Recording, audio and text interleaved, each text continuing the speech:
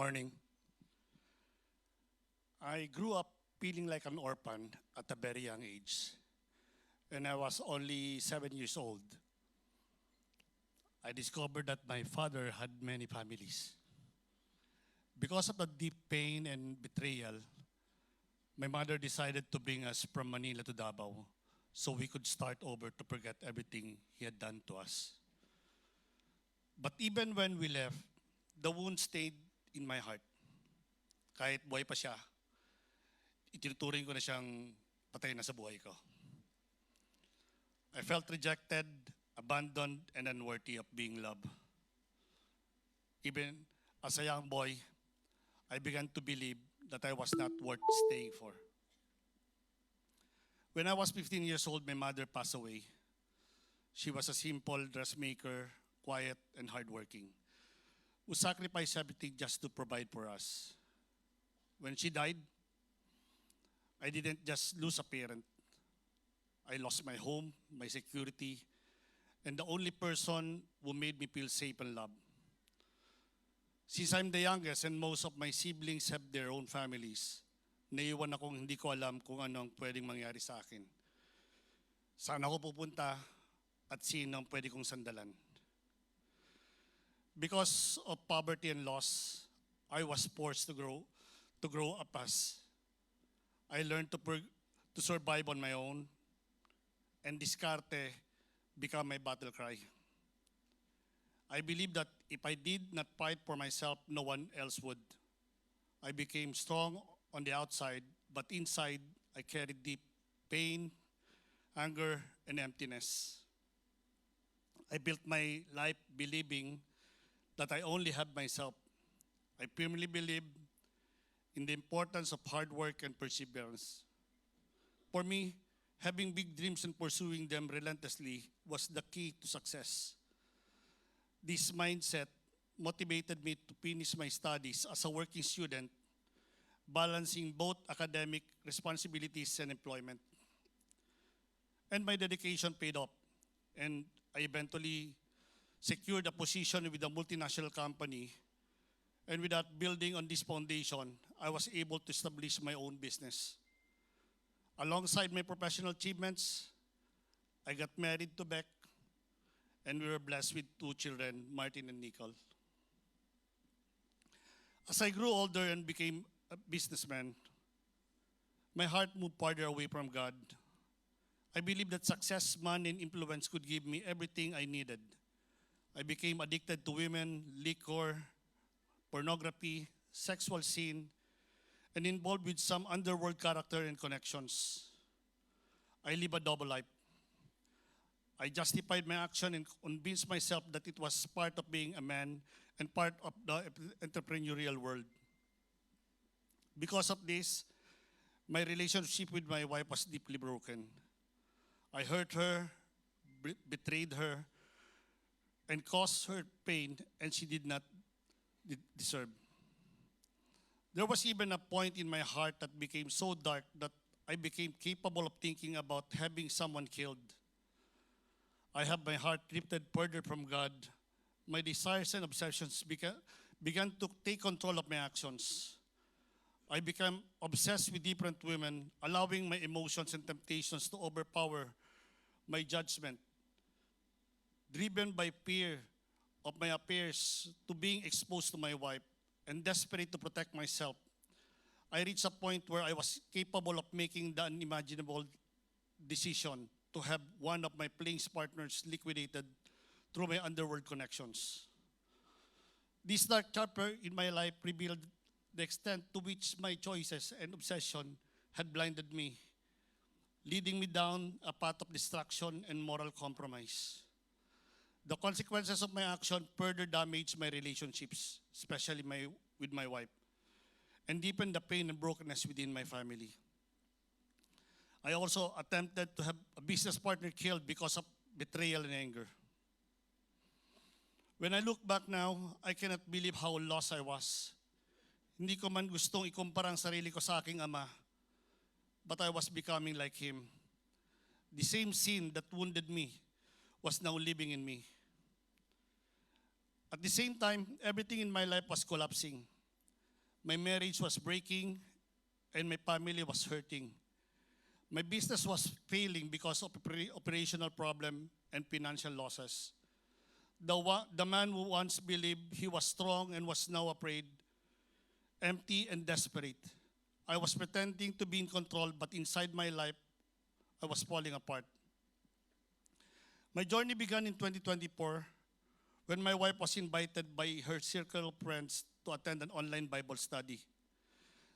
And one time, she insisted that I join, and just out of respect for her, I joined. At first, I was not really interested, and I was there physically but not spiritually. In March of 2024, my wife was again convinced by a friend from the same Bible study group to join the Steps of Paul pilgrimage. At first, during the first days, I've been complaining to Beck, my wife, why is there a Bible study after each day's activity? Because I thought it was just a regular tour.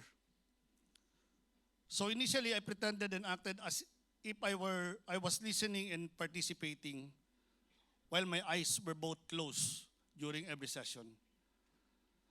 Though my engagement was mostly on the surface. However, the pilgrimage progressed, particularly during the last few days. Something began to change within me.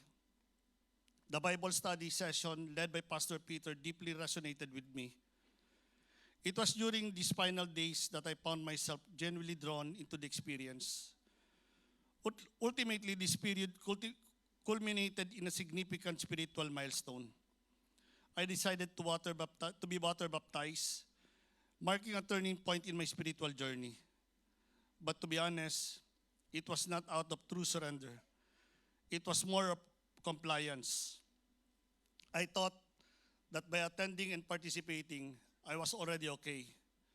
But deep inside, nothing had really changed. I was still the same man, still holding on to my sin, still holding on to control of my life. Everything began to change when I joined a discipleship group and started studying the Bible more seriously. For the first time, I was not just listening to God's word, I was seeing myself in it.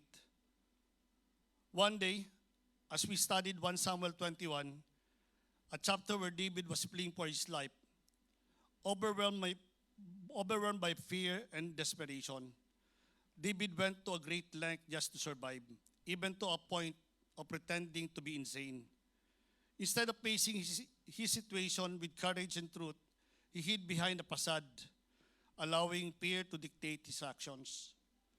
That story struck me deeply because I realized that it was exactly who I was.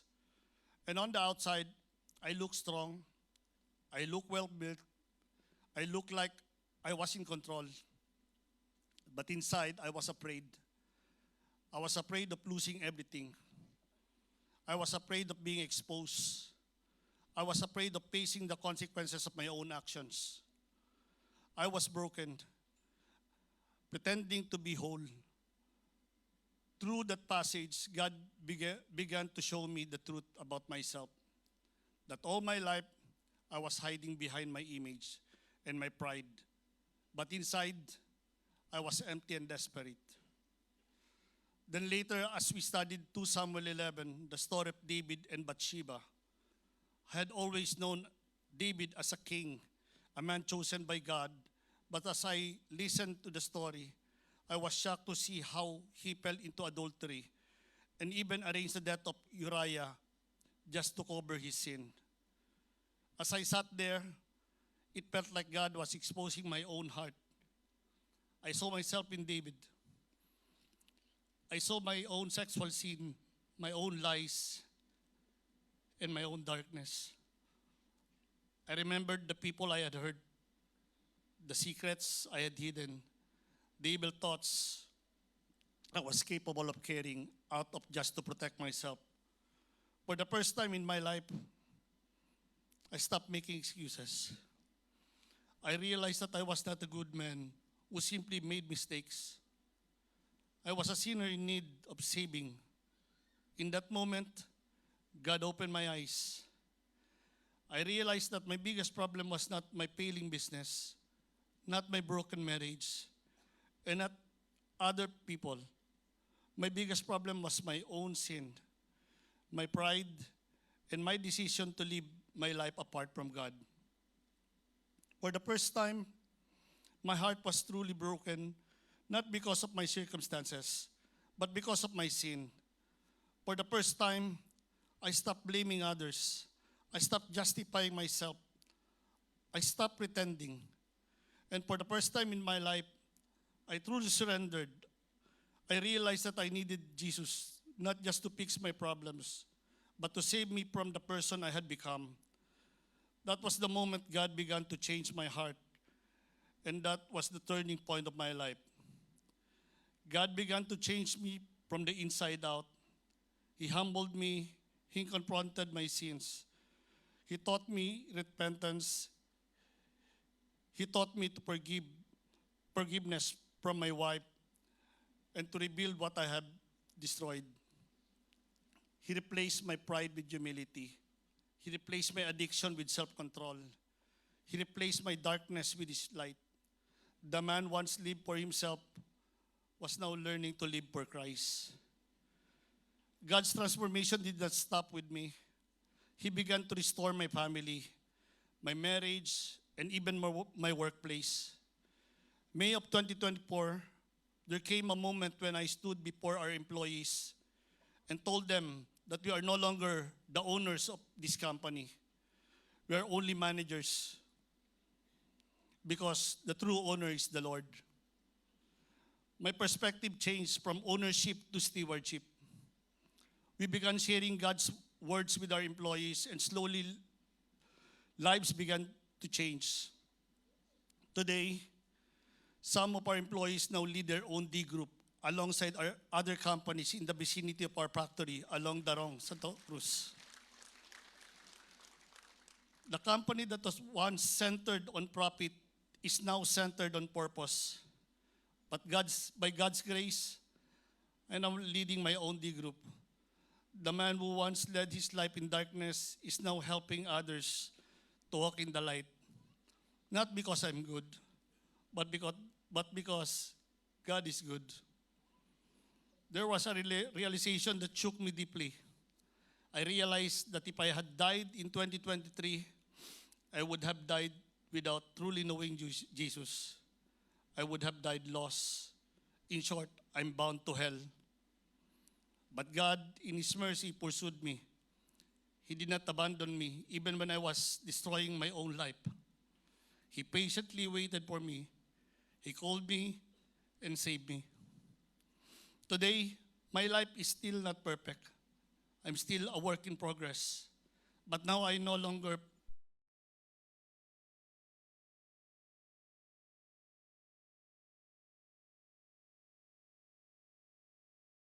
fight alone. I fight with faith.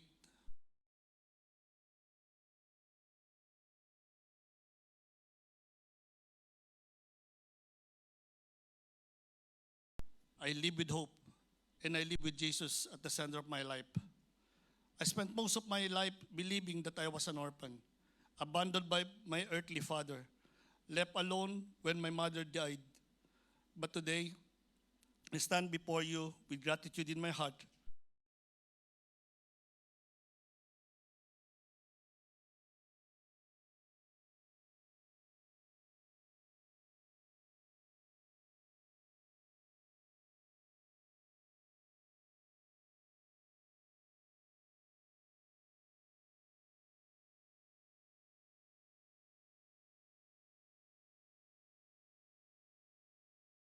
Abandoned by my earthly father, left alone when my mother died.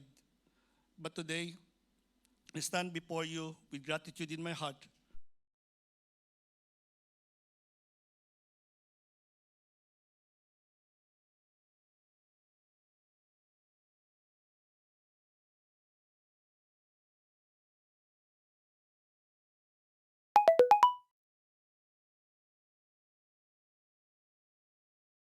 At my worst and change me by His grace.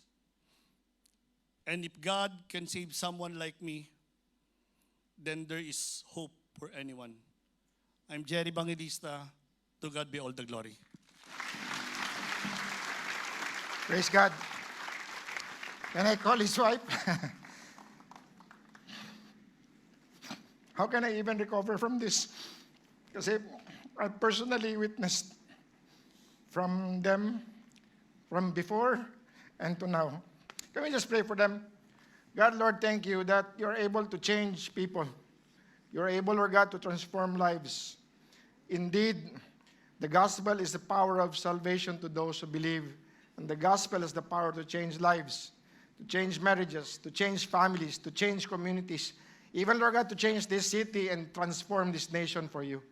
So, Lord, I thank you for the life of Jerry and Beck, for his honesty before you and before God.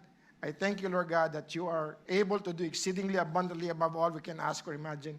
Lord, protect the life of my brother, protect his marriage, protect his family, protect his business, protect his ministry. You know his heart, Lord God. It's already yours, Lord God. It's yours, and it's going to be yours forever as he is with you forever. In Jesus' name we pray. Amen and amen. Thank you, thank you, thank you. Thank you, thank you. Thank you, Sis Beck.